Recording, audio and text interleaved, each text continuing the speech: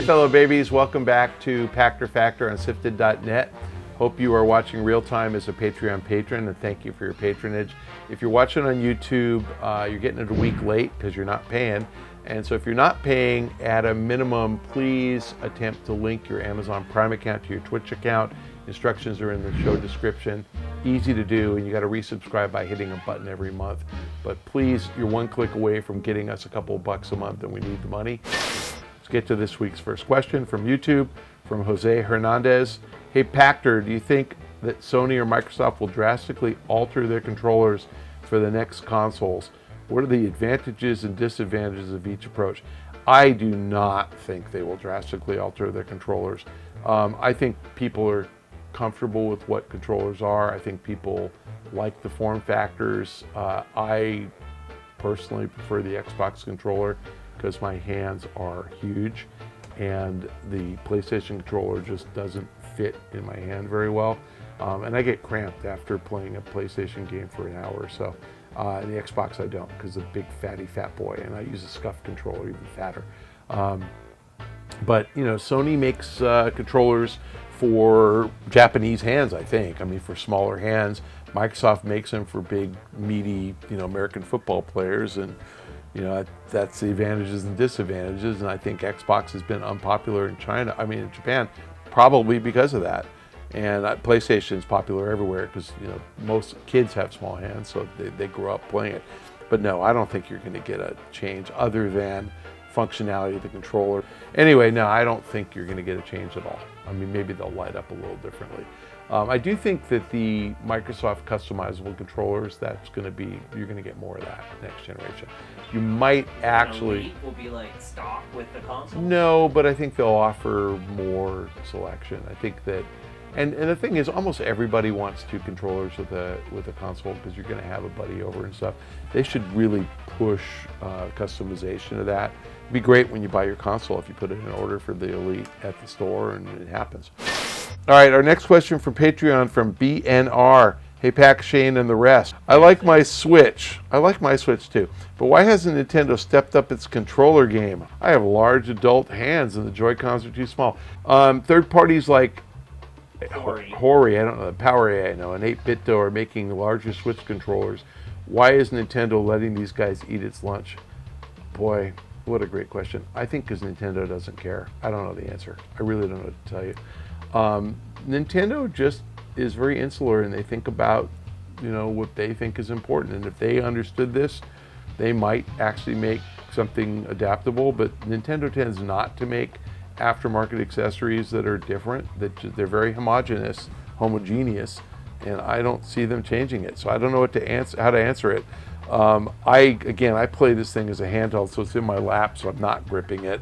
And I'm seriously getting a Switch Lite, and I'm going to switch. I'm going to use Switch Lite only. Because I don't even want to deal with the Joy-Cons and attaching them to the tablet. I want them all built in and integrated, and I'll feel better about it. And I know it's a little smaller, but I just think that I actually want a smaller screen and even more intense graphics. I think it looks great. Switch looks great. It does, but I haven't done mine, but a Switch on the TV looks shitty. I wouldn't say shitty. Grainy. It's definitely blurry. Yeah. So I don't know. I don't tell you. Play your damn Switch as a handheld. I mean, motion controllers matter for, like Mario Kart, totally matter. Do they matter for Zelda? Not really. To me, most of that stuff is a gimmick that you're not going to use in most games. But I mean, for driving game, you will.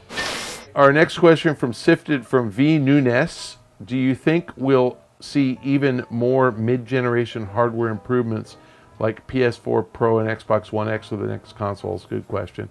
Why do we accept this for phones but not for consoles when phones can cost up to 3 times more?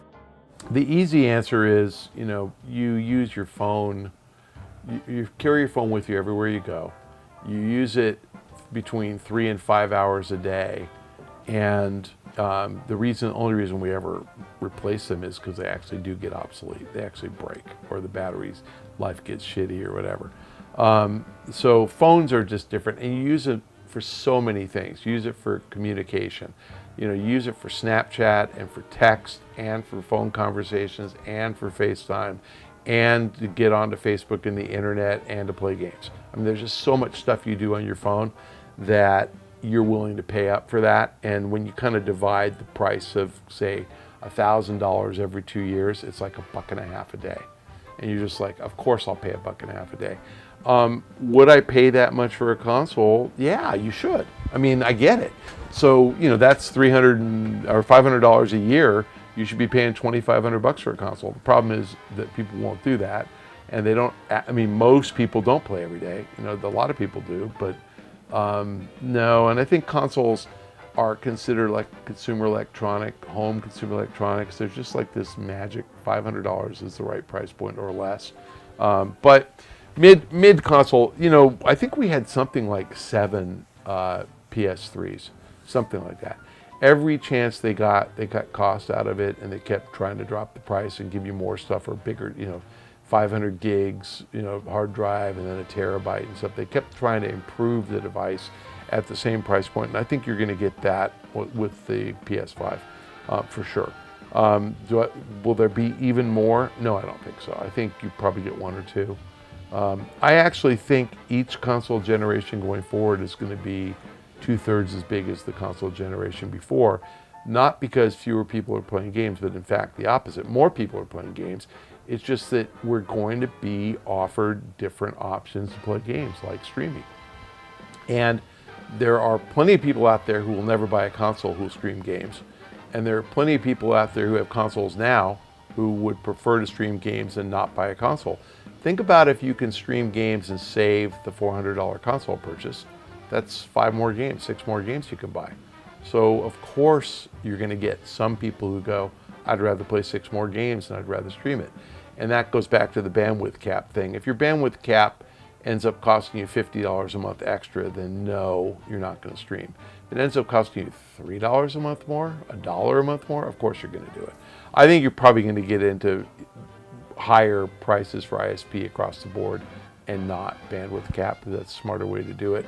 You're going to get a lot more people streaming. And so if Sony sold 100 million PS4s this cycle, they'll sell 70 million PS5s, and they'll sell 50 million PS6s and 30 million PS7s and 20 million PS8s. That's how it's going to go. Last question this week from YouTube from Hoot Nanny. What will be the best-selling game in Q4 besides Call of Duty Modern Warfare? Does it matter?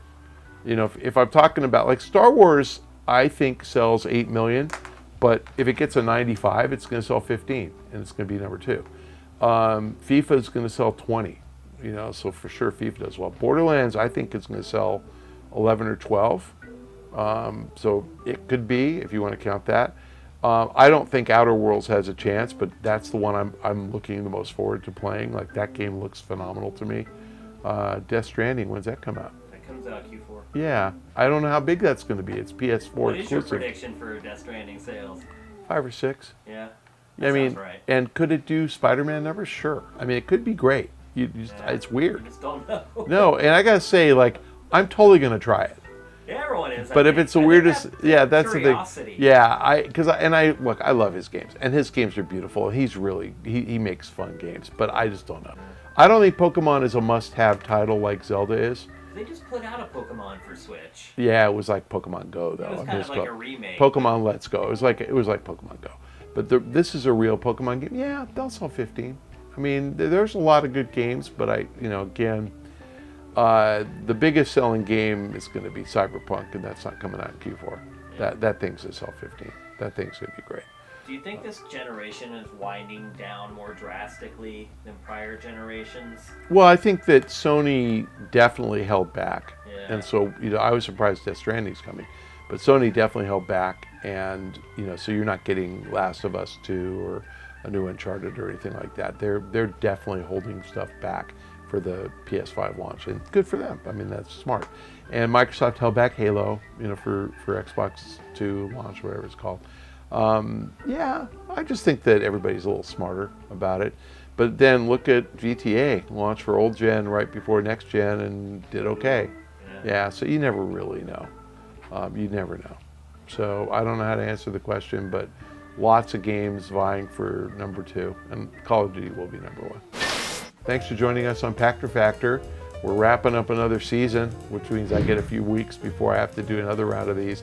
You can start submitting questions right now for my next episode, because by the time this airs, Shane will be posting on Twitter. Please submit questions. Thank you for joining us as a Patreon patron, or thank you for linking your Amazon Prime account to your Twitch account, or thank you for following me at Michael Pachter on Twitter and Shane at Dinfire and SIFTD at SIFTD Games. We'll see you next week.